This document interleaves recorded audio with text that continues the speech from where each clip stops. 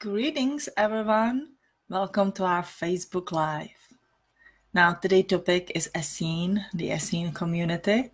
For those who are interested in this topic, I'll be more than happy to share the knowledge that I have about them, because the Essene community is very close to my heart and I very much enjoy to communicate about them, because I believe that triggers our energies, our memories, and when we are a soul family who feel drawn to each other, we most likely live at the same time. So I believe many of you live at the time of the Essenes as well. Now, who were Essenes? Essenes were a group of people, if you don't know. Essenes were a group of the people, a community that lived together. The most famous place, I think, is the Mount Carmel, is when they live in the spiritual beliefs and were preparing for the birth of the Christ. But all this started a long time ago. You wonder how this bunch of the people got together and literally, started to preparing or knowing, having a wisdom of these ancient teachings that literally train them in the light conceptions, in the conscious conceptions. And not only they brought the Jesus Christ through here, but they also brought many amazing souls down here on earth who came from the high vibrations, who held the high vibrations. Let's say the Mary Magdalena, Miriam of Tanga, I think it's called, I cannot really pronounce it. Mother Mary, Joseph of Arimathea, and there's a lot, if you would name it, all disciples and everybody. Now, before I continue, I want you to know that neither of my knowledge is from the Bible. I actually have not even read the full Bible. So if that offends you, I'm sorry about that.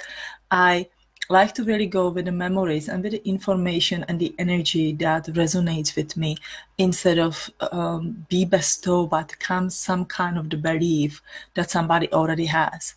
And with that, I would like you also to follow with your heart and see what resonates with you, take in. What doesn't resonate, just pass, and it's absolutely okay. We are in a time when we are training our intuition, and we are training to discern what resonates with us and what doesn't.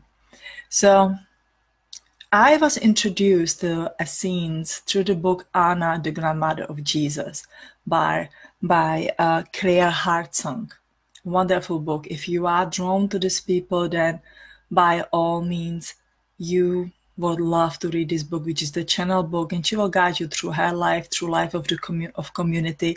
And every single one that I talk with who read the book and is resonating with a Essene community, then they had initiation through this book. Hello, hi guys, hi Christine, hi Naz, hi Sharida, Jack, Joey, Rose, everybody who's here, thank you for joining me today. The topic is Essenes. So as I said, that I was introduced to book through Essenes with this book. Interestingly enough, it was my first trip to Charleston from the Chicago where we used to live. I was teaching here a class, and I met the most amazing group of people, which we believe are very much connected to old Essene, ancient Essene community. And that triggered a lot of memory. On that trip here, I also connected with goddess Isis, which was interesting. I didn't really know how they it connected together. And after that, I channeled the 7-day light initiation, which I felt was very much connected to Essene energy. It was one of those things that they would use maybe in the preparation for their rejuvenation, or is definitely working with your energy to take apart, what is working, what is not working, what is ready to let go, and bring in a new energy in the body. So I wrote it down, was quite successful, I was very happy with it, but I couldn't connect the one to the other until I read second book, which is called Anna, the Voices of Magdalenes, where they share how was life after Christ's resurrection, that it was quite difficult for whole the community and so much on. But we're going to go prior to it. We want to see, okay, so these people they were connected. They had a kind of this consciousness that was able to perceive guidance, that was able to perceive a spiritual discipline and physical discipline. They were thriving and they did quite well for themselves. Where did it come from? And what came to me is that they actually follow up with a teaching from the Egypt, that they follow up initiations of the priesthood, of woman priesthood, because it was very much in the feminine energy. Yet the males and the females, they were both initiated in this teaching and in this energy. They would call it a Magdalene order later on, but before it would be just the priestesses. You will be high priestess of the goddess Isis and Sekhmet and Hathors, or so much on, maybe all of them, maybe, to one separate. But they took that teaching from the Egyptians. Where did the Egyptians got it? How did they come it here? How these beautiful, evolved, amazing, enlightened beings were there who come with this knowledge and trying to really help humanity to thrive, trying to teach them some kind of the knowledge and the life skills that they can figure it out about their life. It goes all the way back to Atlantis, because they brought it from Atlantis. And here you can say, well, why didn't you bring it from the Lemuria? There would be a bits and pieces that they brought in Lemuria. But in the Atlantis, we figured out that we are most likely stuck in this world for quite a while. And there's all these human creatures who are running around that we have to teach and so much on. So we started to create teaching, a teaching that would be unique to extraterrestrial and the human body.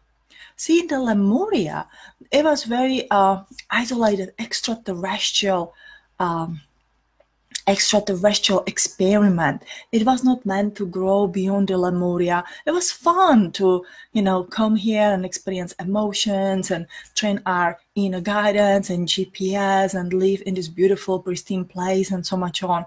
We absolutely love it. But it was in Atlantis that technological age absolutely grew, and we were balancing that spiritual age as well. I would say Atlantis, to many of us, has been a very high point of our life that we really enjoy and we really love. And we don't really expect that it's going to get destroyed until about 6,000 prior destruction of the Atlantis. Master Thoth and those close around him, which would be what we call in the Egypt, goddess Isis and other famous words that we have of the goddess and deities, that we have some kind of the names for them. Would be living there, and they got the call to start preparing to live somewhere else. That area that we would call today ancient Egypt was very thriving, was beautiful, was supportive of life. And even though they had this, communication, they could travel among the worlds and there's so much on, you cannot control everything. Even though in the Atlantis, they had a high technology, they had a shield around the earth that would protect from all kind of the disasters that would come from the space, right? There are the things that you cannot control. What you cannot control is the nature of its oven. And I believe there was a big solar storm that destroyed the shields. Of course, they had an effect on the electromagnetic field of the earth, and it destroyed some kind of the technology. So we lost the communication. The dark ones, the sons of Belial, tried to revive it really hard, blew up the rest of it. Meteorite come, hit and destroy the place, and it's set in motion. Of course, there's been several destructive places. Now, how does it all lead into Essenes? It is that we had to start storing the information. We knew that there's some kind of the destruction that most likely will get us stuck in a place. What you do, you start creating a new place. You make sure that you can grow food, that you are with your soul family, or that you have a connection, and that you start protecting information. Again, protecting information. Protecting information would be in the written form, in the oral form, in the picture and art form, in any way that we can remember if we go to some kind of the amnesia. Because of course, in the Atlantis, we modified our bodies, created more dense bodies that we can be in, which we, I believe, enjoyed. But it went out of the hand And we needed that information because in the Atlantis, we believe we can revive it. We actually had the technology and the knowledge how to revive it back, but it didn't happen. So we have to preserve that knowledge. Then eventually we realized that it is by the knowledge that we can free everybody out of here, that we cannot really just tweak the chemicals within our body and go somewhere else, because the body, especially those that were created here as a earth seeds, even the starseed who were here for the longer period of the time, or who changed the vessel, which means they died, they still was kind of caught or stuck by the realm and went into another body. In a way, what the Anubis, or what is, to describe in the Egyptian pictures and stories, that the Lord of the Underworld will walk with the soul, and what we do, then we create this another vessel, prepare the vessel for the soul to welcome the soul into a new body through the birth and so much on, not by the word stuff or resurrecting death. Don't talking about that one. Now, long story short, we wanted to preserve the information so we can teach by sharing the knowledge with the others. We have done a great job with it. Now, of course, once in a while, even the extraterrestrials would fight, and then the humans would fight, and once, they live in a place of reality where this word kind of splits, or duality, I'm sorry. It is the reality of the duality, but we live in this place of duality where the soul does split into, two places, and there are those who walk on the side of the dark more, are more, dense and ego possessed, and those who keep the light and wants to help everybody to free their soul and go up the places. So those who be preserving the information, those on the dark side would want to destroy the information, because, hey, if I can enslave you, I've been on the dark side, and I can enslave you here, and you're going to work for me for no money or a little bit of money and so much on, which is still working until today, if you think about it. What I will do, I will destroy all the knowledge that you may possibly get to get out of this place. And that's what I would do. And I think that's what they did, which, of course, there's the documentation, let's say, of the burning the Library of Alexandria and so much on. So from these places, these people who lived here, whenever you would call them god, goddesses, deities, priestesses, common people, those who were on the path of the light and really show some kind of the spiritual discipline and integrity and honesty, protect the information. They would study for many years, much more than we do today. They would definitely, devote themselves to all these studies, and they would be in a charge of writing, rewriting, recopying, and writing all this information. And it was passed from the time to time to time until somewhere where we can actually, we can point it on the time map with the Essenes, the birth of Christ. If you think of it, 2,000 years back is not such a big time. It is a big time, but we can logically connect with it. We can, it makes sense to you. It makes, if you think of it, if you feel it, we know that the secret of manifesting and opening the other door, even the spiritual door, is to know and is to feel. So the 2,000 years back, and with the stories and the Bibles and churches and, the good stuff and the bad stuff, you can feel and you can really connect to it. And it's a little bit easier than connect with the Egyptian when you kind of go in this guess game. Was it really? Were there the tablets, emerald tablets? Are they really true? Yes, they were true, but we're playing this guessing game because there's no big documents, I guess, left. There's a lot of energy and the memories and reading between the pictures. So this is why the Essenes kind of rise. I was just doing recently a reading for a lady, and sometimes, I always feel so fortunate because sometimes all this incredible information come about the past life. And she lived in about 1300, and she lived in the family of Akhenaten.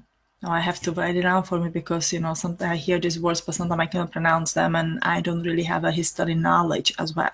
But that came up, that she was working as a healer in the family of the Akhenaten. Now, Akhenaten is said that he was a father of the king Tut. So Pharaoh Akhenaten in the Egypt was most likely a father of the king Tut. The way she was killed, she was a scribe, and she held the energy, she held the memory. Some of these people, you can call them a librarians, or I pick to call them librarians, because they hold this ancient knowledge within them. And it was the knowledge of the Egyptians, priestesses, I don't know, the goddesses hood. I don't really know how to call it in English, to tell you the truth. And it went all the way to the Atlantis, and she would be secretly writing and rewriting these books or this knowledge. And she also had a knowledge of the physical immortality of, the teaching how to be a physical immortal, which Essenes used, and Jesus Christ literally showed it on the cross when he resurrected. Of course, there's a big conspiracy, right? Did he resurrected or not? In my belief or feeling, he did. But they show, that the soul can leave of the body and can return into the body and can rejuvenate the body and heal body. Now, if you think about it, how crazy it is. When you know about these people who, sometimes we hear the stories of the people who died, had a cancer or some surgery or something, are expected to be in the matter of the few days of their death, of their passing, and something happened, they leave the body and they come back into the body, and body absolutely rejuvenate. Somebody goes into coma, doesn't expect to even recover. Suddenly the soul decided to come back, and these people speak that they met the God, that something happened. That there is absolutely something magical. Actually, we have a guy, I believe his name is James, here in the group, who has a story that he met the God, that he died, met the God, and came back here. Now, those are exactly the examples of the resurrection. We just may not use the right words or understand it completely. Now, I'm going to jump back in this 1300 before counting. So I was very convinced that this woman really held this knowledge, and there was about 2 or 3 people together, gathering together. It was a very secret knowledge that was shared only with very few people, and purpose was to, again, save this information, preserve it, and pass it to somebody so they can pass it into the future, because somewhere in the future somebody will pick it up and says, okay, I can really do well with it, to teach the others. The reason, and the only one reason, for the physical immortality, rejuvenation, resurrection, coming back, when you die and come back into the body, or whatever happened, miraculous healing, in my opinion, is for the reason of be in the service, to be in a service to humanity. Maybe in the small scale and maybe in the big scale, doesn't really matter. But it is to live the unselfish kind of the life, where you offer your energy, your support, your advice, and in any way, whenever it is that somebody would go and clean the street, if they find that this is my purpose and this is why I came back, and I make the environment nicer for people, then it's absolutely acceptable. Or, to step and be a teacher. Don't have to be, but I want to tell you that it's in a acceptable all places. So this lady who worked for the Akhenaten, forgive me if I pronounce it wrong, the father of the king Tut, she found a husband, but she was sworn to secrecy. She could not share this information even with her husband, that she felt that she loved so much. Now, her husband made her believe that he loves her so much on, but her husband was a part of the dark sect, or the dark magic sect. Again, the variety of words for it, whatever works for you. And he suspected, or this group of this dark sect people suspected, that she has this knowledge, and they wanted this knowledge. They really wanted it. So, first it would be charming her, we would be together and so much on. And for some reason, she couldn't really conceive children, so she didn't have children. But she was taking care of the King Tut, which is interesting, and she was teaching him as well, from that reading, what I believe so. And so I do believe that the King Tut had some kind of the ancient knowledge that was, introduced into it. But it's not really about a King Tut. It's about just King Tut, the English, right? King Tut. It's about the information about this knowledge. So her husband, I guess a few years later, was really impatient. Everybody was impatient to wait what is happening. And they abducted her and they made her a center of this very dark, bizarre ceremony. And they made her to drink the blood and have a sex with everybody and, drug her up and everything and like that. And they wanted her to reveal this information, this sacred information. And she did a little bit, but not enough for them to figure it all out. By the morning when she, she gave them the little bit because she knew she will survive. She didn't want her to be killed that night. So because she really held that responsibility to protect this information. So, they kind of they're happy with the little bits and pieces that she gave them, which she was very convinced that they would not be able to pull together. And so she survived until the morning, and she summoned some very powerful spell to curse them and to close her energy completely off, that she will never ever remember. And whenever she will want to remember, she will be submerged into terrible kind of the fears. Now she carried that energy with her. She had a many lifetimes. She even lived in the family of Essenes, but she was not able to open this energy because of the fears. It is not that anybody can assist you in it. It is when your soul energy is ready. When your soul energy says, okay, please help me. I'm ready to overcome the fears, which happened to her actually in this lifetime, which I think is phenomenal. And probably, in the Essene time, they had enough information that they did not need her soul to awaken and give that information. So she lived in this life of many lifetimes with that close energy and always going of this mistrust to man, to be plunged into fears and so much on. So this is the one of the way how the information was preserved. In her lifetime, she wrote several, the books and copied several of the books, again with the same knowledge, and it was, pushed into the future. So imagine a few hundred years prior to the birth of Christ, let's say 500-600 of years, you have this souls incarnating here and saying, okay, it's the time for the next big bang. Let's prepare for the birth of the Christ. I mean, they really wanted to show the humanity, like, look at that, the Son of the God is walking among you. They wanted to show you that every single one of you, whenever you are a man or a woman, are son and daughter of God. That your body is the temple of your Godness within you, and each of us possess this ability. But they wanted to demonstrate it and they wanted to teach it, and they thought that, okay, now it's a very supportive time. So slowly they were preparing for it. I do believe about good 500 to 800 years prior, very slowly, very quietly, they gathered the people together who wanted. It wasn't like, you have to be here and you have to do that. It was on the free will choice. Same like we meet here at a harmonic convergence. We meet here together on a free will choice. And sometimes that weeks by when we just don't have a time to come here. Definitely happens to me because life gets busy.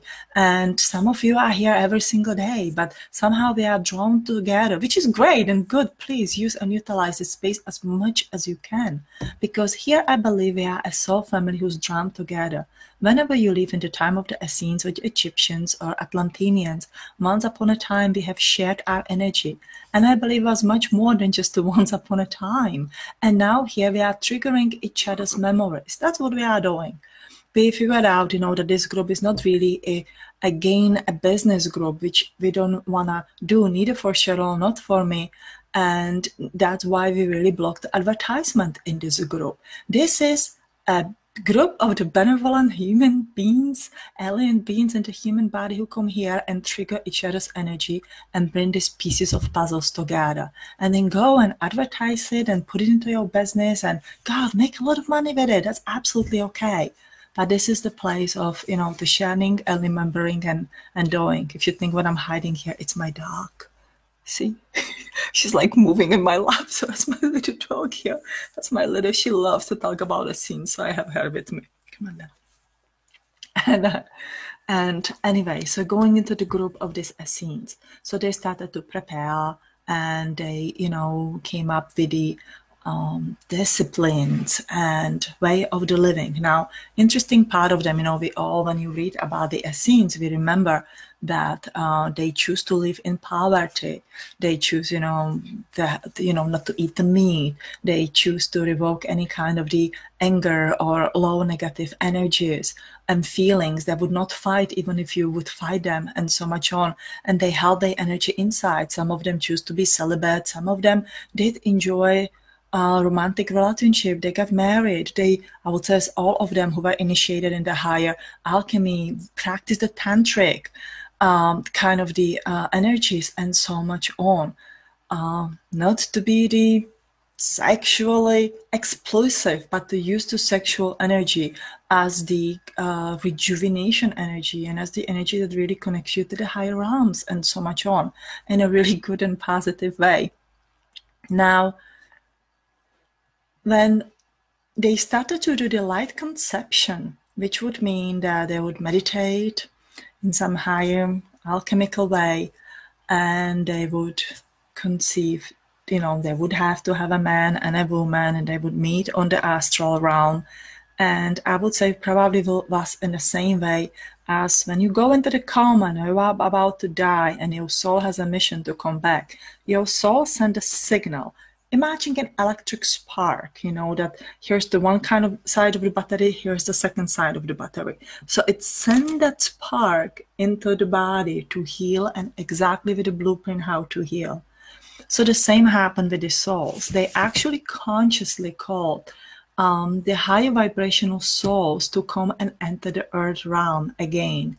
In a way, like happened same in the 1945 when the Hiroshima and Nagasaki happened. The call went out in the whole universe as, oh please, whoever has experience with the earth and is the higher advanced soul who already asked and so much on, can you please come back? We give you some download of the past lives so you don't feel that lost and so much on. We give you the knowledge and the connection. You're gonna struggle to regular life as we usually do here on the earth, so you can blend and be normal. And that would happen. You want to go, Lila? Lila's saying bye. She wants to go. Okay. Tom, please come get her. Or maybe she goes on the bed. Okay, I'll just watch where she goes. No, go somewhere. She goes on the bed. She goes on the bed, Tom. It's all good. You don't have to go get her, so she doesn't have a funny time here. Okay, we're good. Sorry, guys. And yeah, she's happy there. So, where were we? The light conception. So the same up there, they made an agreement to be together. They, did and meditated together for a long time. They would go and meet on the astral plane and, connect on the soul level that I would say is beyond even our comprehension today. And the souls together would send some the light spark that created the light spark within the, that gave that light spark to the woman's womb, where the new body started to develop for the soul to come here into this body. She's on the bed. We're good. Thank you. Tom's trying to get a dog. She is good. And so that would be the light conception. Then they did also the conscious conceptions, when they did have the classical sex as we know. But they were both consciously aware. The parents were consciously aware of their energies and of their intentions and so much on. And I think that's what we are practicing today. Many parents, spiritual parents who choose to be the parents are conscious parents when they consciously choose that they would like to conceive the baby.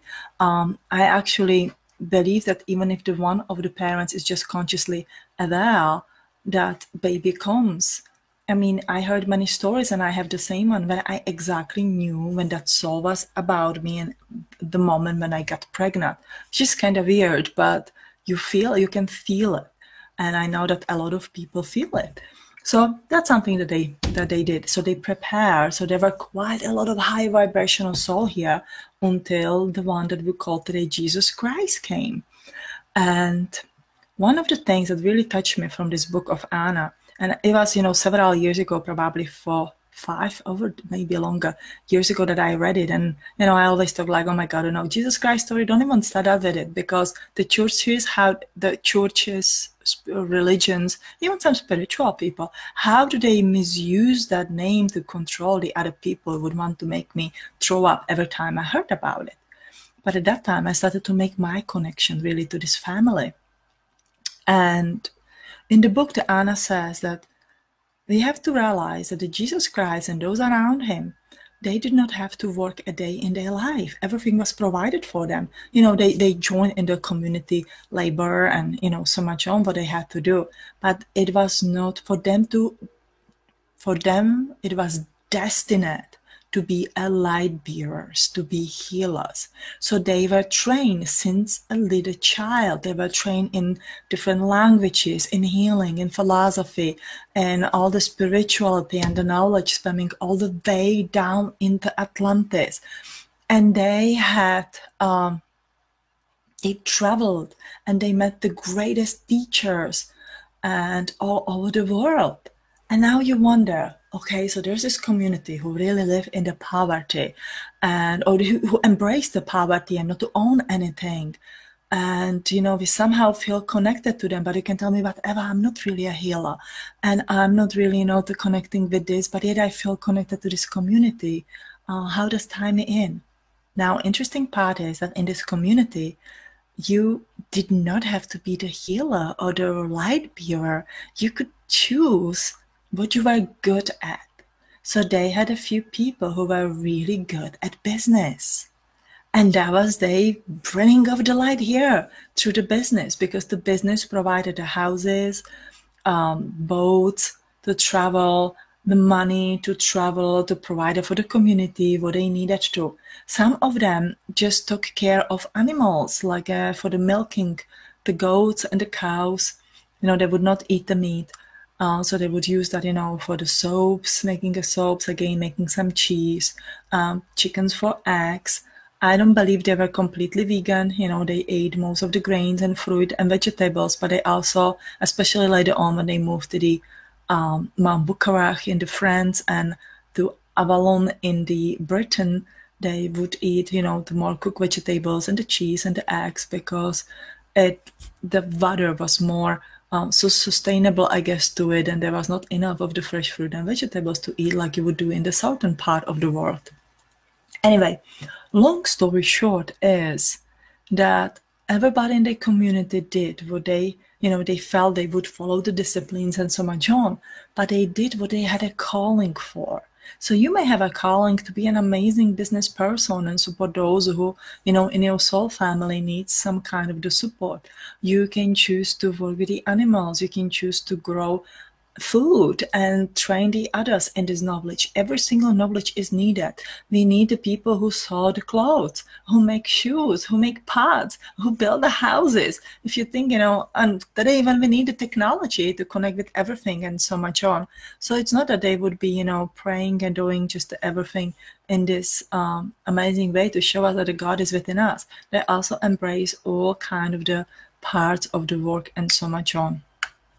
Anyway, I know I'm going a little bit over the time. The long story short is that they lived through the times after the resurrection of Christ. They moved to France, and then this priesthood of womanhood was known as the Magdalene order, or Christ Magdalene order. And that's what we know until today. That's the easiest energy to connect with, because they buried their bodies eventually into the earth to hold the Christ consciousness within the earth. And they buried the information for you. They knew that it would not be completely safe to have this information, written in all books, because book can be burned and destroyed. But if we move on the oral kind of the stories and leave enough clues for us, we can remember within our soul memories. Over the time, the Essenes that were called Gnostics, and the Dead Sea Scrolls, are leading us back to Gnostics and the Essenes. Later on in time, you know them as Cathars. And as the hundreds and hundreds years went by, of course the teaching changed a little bit and the beliefs changed a little bit. I think the Cathars were kind of fed up with bringing the new souls here, so they decided to be complete celibate, most of them, because they saw how all this, the Romans and Christians and churches, how they all just killing them, how these religious wars are going on and on and on. It was very dangerous time to live in. Then eventually, they didn't kill the all Cathars. Then you have a Knight of Templars, I don't know the timeline exactly. You have a Masons, you have a wise men and women living in the northern part of Europe. Now those are interesting because they are actually historically proven that there were these communities live, would call themselves wise men and women, and they would have these grandmother statues. Ooh, think of the grandmother, the Anna, the grandmother of Jesus. And they would follow, this really Essene simple rules of life. And what they wanted to do is just, I would say, enough understand the soul and its energy. So by the end of the incarnation, they don't have to come back. Or they come back to be in a service because they saw how many people suffer. And what was they think? There was this unselfish act of kindness to be in a service, to work as a charity for the others, to help the others, to help healing. Many orphanages and healing places, the beginning of the hospital and so much on was built by these people. And today, many of them we know as the star seeds. I mean, you are a connection to Essenes or the earth seeds. You may have, go through this time, which I believe you did, and you're picking up on this energy. You feel somehow connected to Mary Magdalena and Jesus Christ and all that community, and you're trying to find your way in it.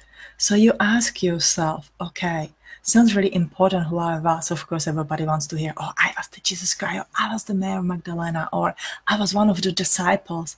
I met so many disciples. Oh my goodness. And there were only 12, right? A lot of people, they want to know and so much on. Maybe they are just connecting to the imprint of that energy. So there may be, I don't know, hundreds of women who feel that they were Mary Magdalena. Who was the real one in the soul? It doesn't really matter because it talks to ego and to nothing else. What matters is that you connect to that imprint and it says, okay, that's my role model. That's my imprint. That's who I want to be. The business people, John of Arimathea, I believe, Joseph of Arimathea, John of, ooh, let me find your right name. Here's my reference book. He was the businessman. I think it was the Joseph.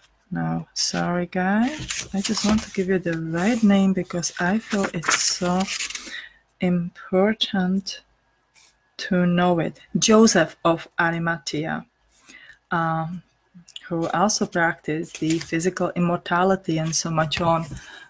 He was the businessman and he provided the majority money for community and so much on. So you can be gardener, food grower, crafter, cloth maker, anything that what it is, they needed everyone. So find yourself in it and find what is your blueprint, what is your imprint, and that is sort of finding your way back. Then you stand on the earth. If you can walk somewhere in the places, let's say, of where the Essenes live, or in the southern France, or the Stonehenge in England, or they also gathered at the wells at the Scotland, and I'm sure there are many other places. You can walk through those places and really gain that energy and says, okay, I used to walk through these places and I am consciously connecting with this energy. I consciously awaken this energy. Then you go with the fears that they kill you many times because, well, that's what happened to us. And that slowly is going to lead you, back to the knowledge of the Egyptians and the Atlantis and so much on, all the way back home to your place. So I hope that my little story entertained you and that you enjoy it. Your comments totally free. So if you guys have a comment, I am so sorry. I am not able to see any of them. I just end up by the Aurora and I'm so I'm so happy that you joined here with me and that I could share this with you, because again, this story is very close to my heart and I feel a very big affection to these people, and I feel for them how they really believed in all of this. And what I 100% admire is how they didn't fall into the despair, and especially after they had to keep moving, in the France after the death and resurrection of Christ, and to Avalon, and they were on the had most wanted list. So they have to hide everything. Jesus Christ and Mary Magdalene had children. They have to keep it in the most secret. And these children, to grow, and they follow up in the service of the humanity. But they, had their own issues and the problems that they worked through. And whenever time they felt that they were so overwhelmed with this sadness and suffering and unfairness of life, what was happening to them, instead of blaming everybody, they tried to be that role model for everybody, but they would breathe it in and out, and they would focus on unconditional love. That unconditional love gets them through day and through the life, and just helps them to fulfill the mission, what they have to do. And the same goes, I believe, in our life. Sometimes we see so much of suffering. We don't know or couldn't help anything that we do, and we get angry and we want to get the things our way. But that's not right either. Sometimes if there's nothing else that we can do, if we cannot reach, and help to give that helping hand or the advice, sometimes we just can and should and do hold that frequency of unconditional love. Breathe it in and out and embrace it. And that is more than going and complaining and be unhappy and suffer. Of course, there come those souls who feel like revolution and changing the world is their way. I believe in myself more in those peaceful, Essene way, and that's what resonates with me, and I'm not going to fight with it anymore. And I accept it, and it's beautiful. If that will be different, I will tell you a different story, and I think I would gather a different group of people around me. But I think that we are here peacemakers, and let's embrace it. So I thank you so much for listening me today, for spending the time here with me, because I know you all are busy, and it's just before the holiday season, so we are super busy. So I want to wish you a happy pre-holiday season. We're going to meet here in the 2 weeks, and in December you're going to enjoy Cheryl and me together. And if there's any specific topic you would like us to talk about, please post it up there on the Facebook. Otherwise, you just pick what goes. We're going to go with flow. All right, so I love you so much. Again, I'm sorry I cannot answer your questions because I just don't see them. I just on the computer, it's just free. So here, we're just not going to fight with it. So bye, guys. I love you. Have a good evening, and love and light to you. Bye-bye.